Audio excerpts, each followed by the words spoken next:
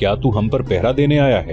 مسیلمہ نے اسے کہا، یا تو اللہ کے رسول کے حکم کے بغیر بیٹھ جانا بد تہذیبی سمجھتا ہے؟ اللہ کے رسول، اس آدمی نے کہا، ایک خبر لایا ہوں، مدینہ سے ایک آدمی آیا ہے، وہ بہت دنوں سے یہاں ہے اور ان لوگوں کو جنہوں نے کبھی اسلام قبول کیا تھا بتاتا پھر رہا ہے کہ سچا رسول محمد صلی اللہ علیہ وآلہ وسلم ہے اور باقی سب کذاب ہیں۔ میں نے خود اس کی باتیں سنی ہیں، اس کا نام نہارن الرجال ہے۔ نہارن الرجال؟ دربار میں بیٹھے ہوئے دو آدمی بیک وقت بولے، پھر ایک نے کہا، وہ مسلمانوں کے رسول کا منظور نظر ہے، میں اسے جانتا ہوں، اس کے پاس علم ہے، ایسے شخص کو زندہ نہ چھوڑیں۔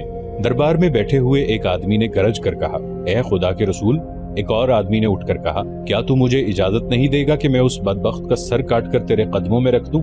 نہیں، مسیلمہ کذاب نے کہا، اگر وہ عالم ہے اور اس نے محمد کے قرآن کی تعلیم حاصل کی ہے تو میں اسے کہوں گا کہ میرے دربار میں آئے اور مجھے جھوٹا ثابت کرے، میں اسے قتل نہیں ہونے دوں گا۔ اسے کل رات میرے پاس لے آنا، اسے یقین دلانا کہ اسے قتل نہیں کیا جائے گا۔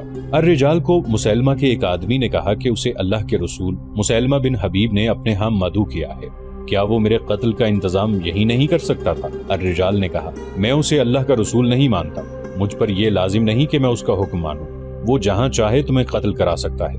مسیلمہ کے ایلچی نے کہا، اس میں یہ طاقت بھی ہے کہ پھونک مار دے تو تیرا جسم مردہ ہو جائے، وہ تجھے زندہ دیکھنا اور رخصت کرنا چاہتا ہے۔ مسلمانوں نے الرجال سے کہا کہ وہ اس کذاب کے ہاں نہ جائے، یہ میری زندگی اور موت کا سوال نہیں۔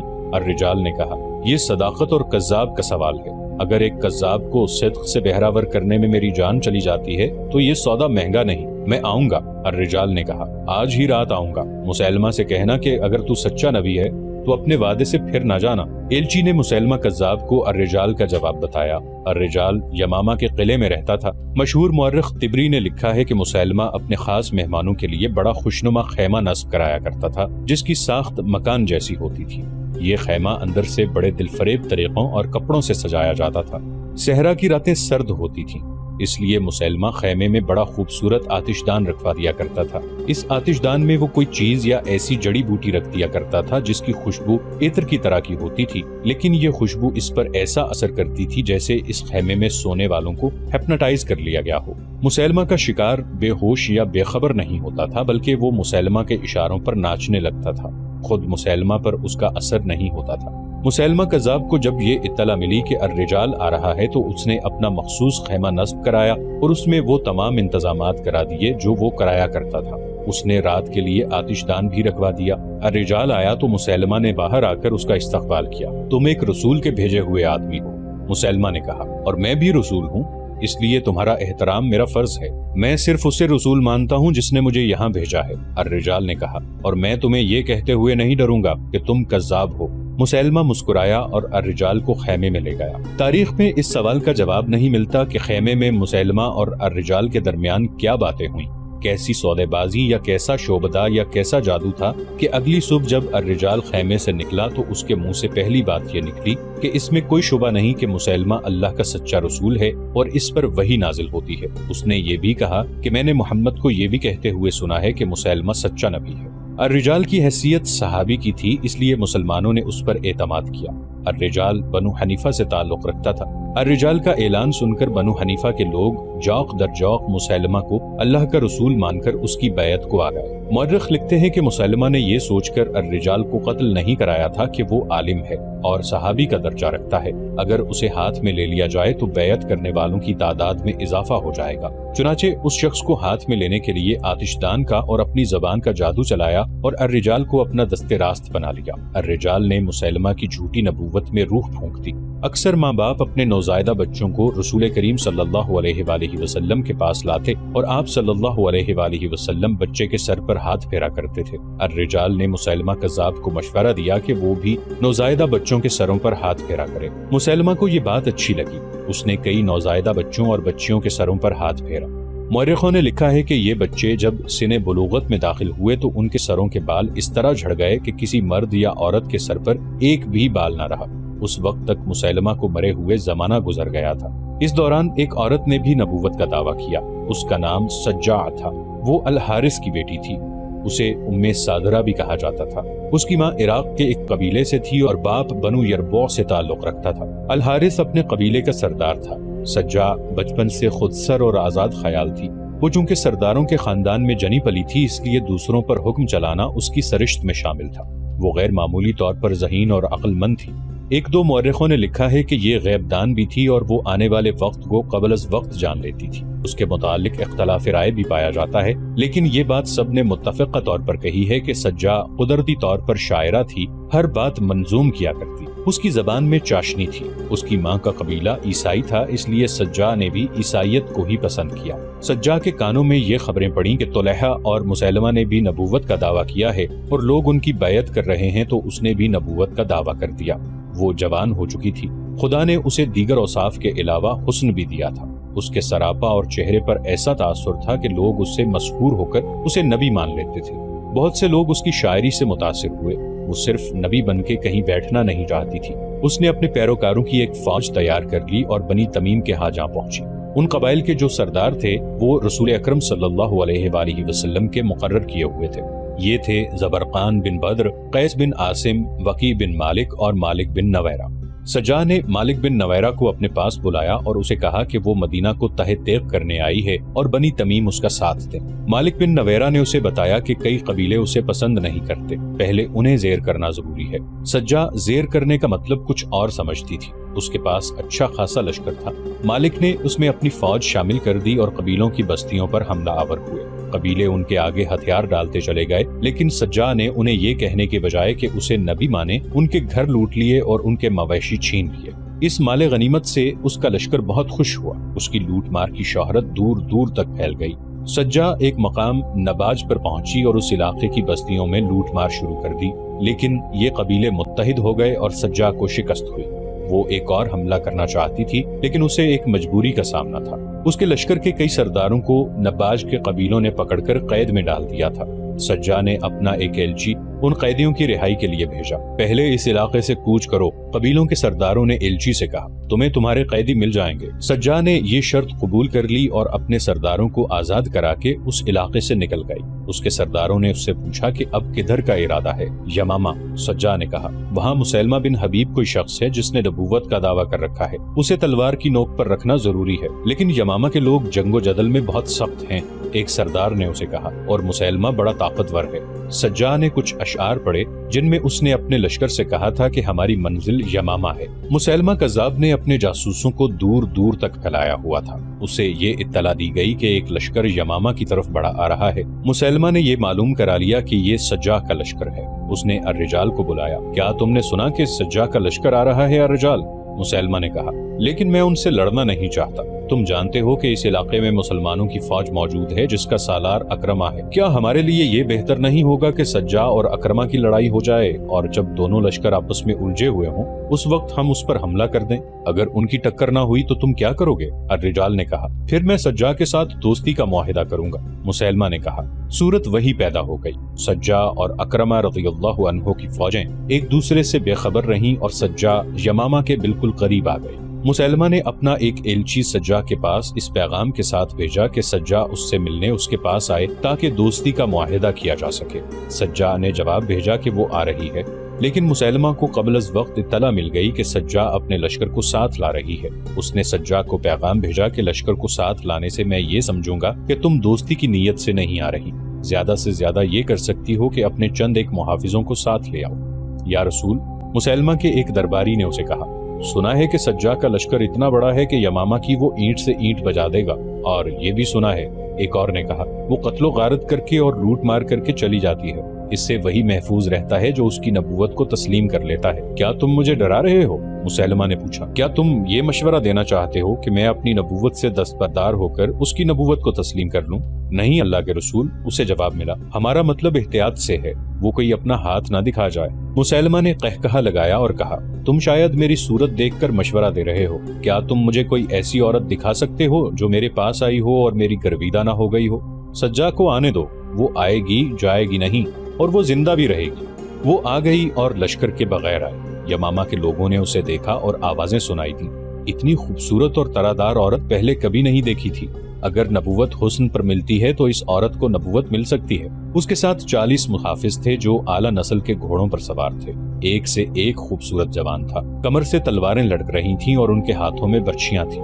سجا جب قلعے کے دروازے پر پہنچی تو دروازہ بند تھا۔ اسے دیکھ کر بھی کسی نے دروازہ نہ کھولا۔ کیا ایسا آدمی خدا کا رسول ہو سکتا ہے جو مہمان کو بلا کر دروازہ بند رکھتا ہے؟ سجا نے بلند آواز سے کہا، کیا وہ نہیں جانتا کہ وہ اس عورت کی توہین کر رہا ہے جسے خدا نے نبوت عطا کی ہے؟ معزز مہمان، قلعے کے اوپر سے آواز آئی، تم پر سلامتی ہو، ہمارے رسول نے کہا ہے کہ محافظ باہر رہیں اور مہمان اندر آ جائے، دروازہ کھول دو۔ سجا نے دلیری سے کہا اور اپنے محافظوں سے کہا، تم سب قلعے سے دور چلے جاؤ۔ لیکن ہم ایک اجنبی پر کیسے اعتبار کر سکتے ہیں؟ محافظ دستے کے سردار نے کہا، اگر سورج غروب ہونے تک میں واپس نہ آئی تو اس قلعے کو ملبے کا ڈھیر بنا دینا۔ سجا نے کہا، اور اس شہر کے ایک بچے کو بھی زندہ نہ چھوڑنا۔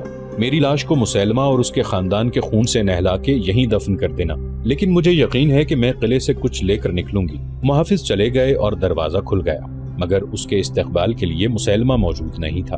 اس کے حکم پر دروازے پر کھڑے 2 گھڑ سوار اسے قلعے کے صحن میں لے گئے جہاں ایک چوکور خیمہ نصب تھا۔ اس کے ارد گرد درخت اور پودے تھے اور نیچے گھاس تھی۔ سجا کو خیمے میں داخل کر دیا گیا۔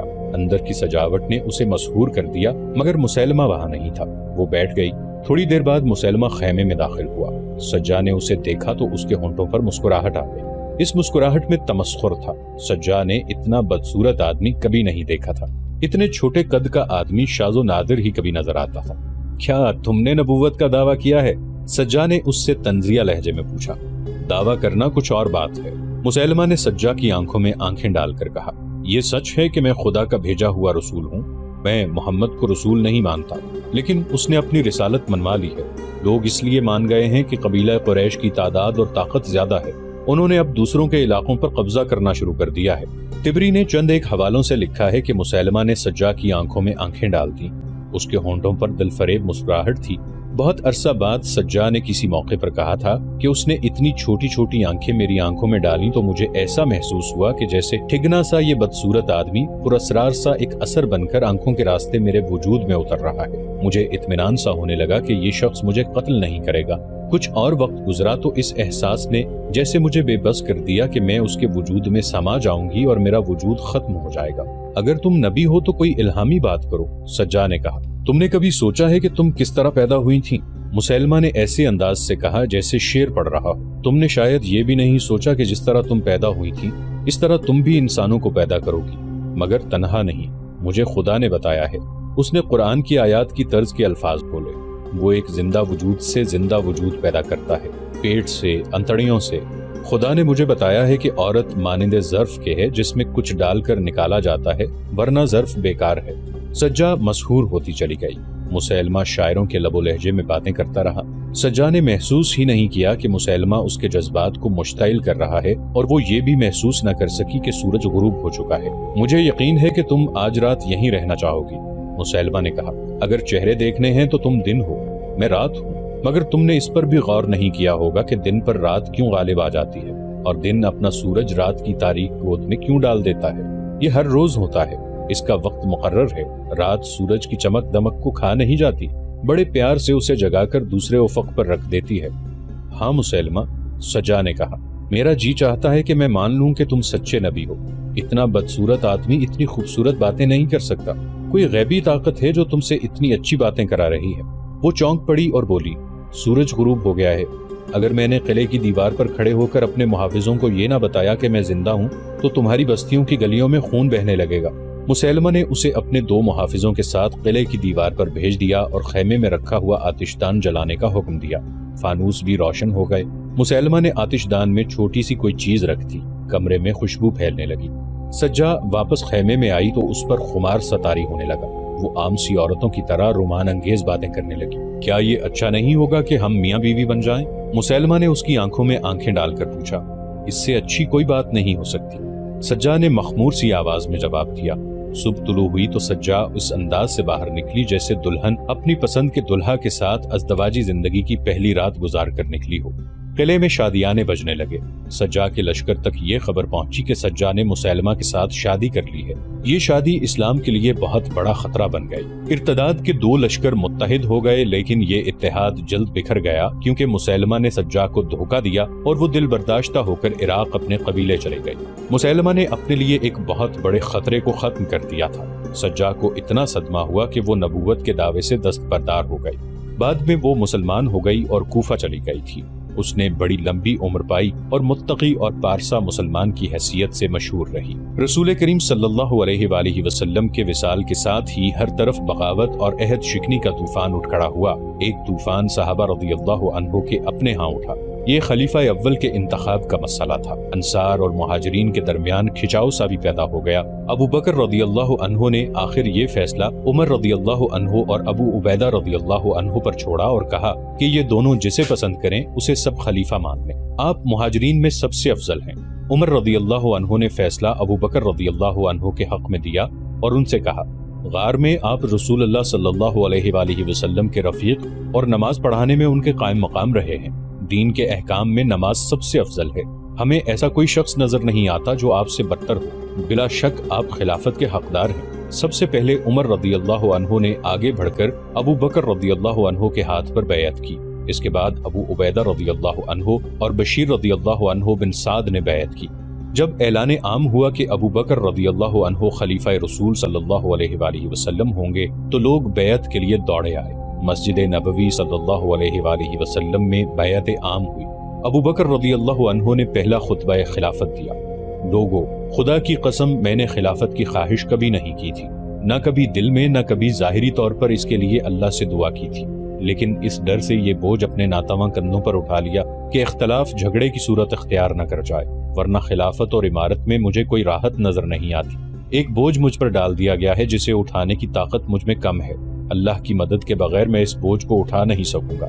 مجھے تم نے اپنا امیر بنایا ہے، میں تم سے بہتر اور برتر تو نہ تھا۔ اگر میں کوئی اچھا کام کروں تو میری مدد کرو، کوئی غلطی کر گزروں تو مجھے روک دو۔ تم میں سے جو کمزور ہے میں اسے طاقتور سمجھتا ہوں، میں اسے اس کا حق دلاؤں گا۔ تم میں سے جو طاقتور ہے اسے میں کمزور سمجھوں گا اور اسے اس کے حق سے محروم کر دوں گا جس کا وہ حقدار نہیں۔ میں جب تک اللہ اور اس کے رسول صلی اللہ علیہ وآلہ وسلم کی اطاعت کروں تم میری اطاعت کرو، اگر میں انحراف کروں تو میری اطاعت چھوڑ دینا۔ خلیفہ اول ابو بکر رضی اللہ عنہ نے سب سے پہلا حکم یہ دیا کہ اسامہ رضی اللہ عنہ کا لشکر رومیوں کے خلاف جائے گا۔ انہوں نے سب کو چونکا دیا۔ یہ موقع کسی اور جنگی مہم کے لیے موزوں نہ تھا۔ رومیوں پر حملہ بہت بڑی جنگ تھی جس میں مسلمانوں کی پوری جنگی طاقت کی ضرورت تھی، لیکن دوسری طرف یہ صورت پیدا ہو گئی تھی کہ بیشتر قبیلوں نے نہ صرف بغاوت کر دی تھی بلکہ بعض نے مدینہ پر حملے کے لیے متحد ہونا شروع کر دیا تھا۔ یہودی اور نصرانی خاص طور پر مدینہ کے خلاف سرگرم ہو گئے۔ اس کے علاوہ جھوٹے پیغمبروں نے الگ محاذ بنا لیے تھے۔ طلیحہ اور خصوصاً مسیلمہ تو جنگی طاقت بن گئے تھے۔ اسلام بہت بڑے خطرے میں آ گیا تھا۔ ابو بکر رضی اللہ عنہ کے حکم کا پس منظر یہ تھا کہ تبوک اور موتا کے مارکوں کے بعد رسول اکرم صلی اللہ علیہ وآلہ وسلم نے یہ ضروری سمجھا تھا کہ رومیوں پر حملہ کر کے ان کا دمخم توڑا جائے۔